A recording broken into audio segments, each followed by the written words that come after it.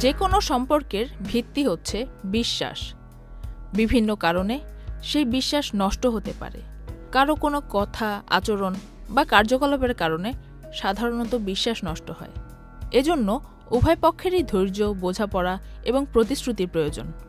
স্বামী স্ত্রীর সম্পর্কের ক্ষেত্রে পরস্পরের প্রতি নিখাদ বিশ্বাস থাকা ভীষণ জরুরি। তবু কখনো কখনো সম্পর্কের সুর কেটে যায়, ভালোবাসা তখন তার গভীরতা হারায়। এই ব্যাপারে তাই সচেতন হওয়া জরুরি। যদিও বিভিন্নভাবে সম্পর্কে হারিয়ে যাওয়া বিশ্বাস ফেরানো যায়।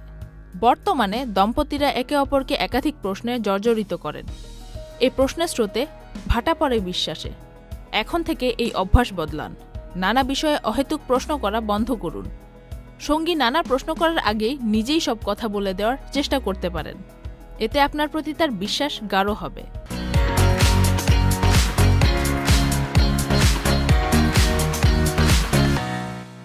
বর্তমান জীবনে অবসর সময় যেন এক সোনার হরিণ।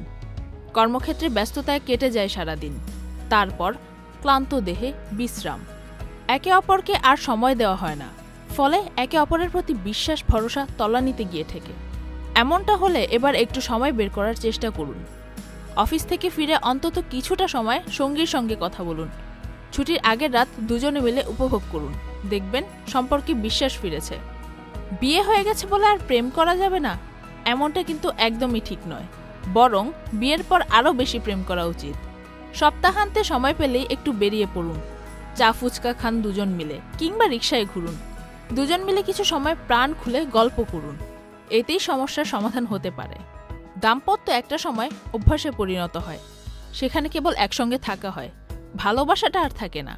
আপনার সম্পর্ক যেন এমন পর্যায়ে না যায়। চেষ্টা করুন নিজেদের সম্পর্ককে যে করেই হোক জীবিত রাখার।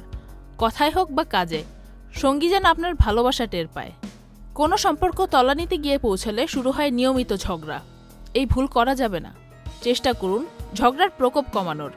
অপরপক্ষকে বুঝতে চেষ্টা করুন। এতে ঝগড়া কম হবে, বাড়বে বিশ্বাস। আপনার মতে সম্পর্কে বিশ্বাস বাড়ানোর ক্ষেত্রে আর কি কি পন্থা অবলম্বন করা যেতে পারে তা কমেন্ট বক্সে লিখে জানাতে পারেন। Faria Ahmed, channel I.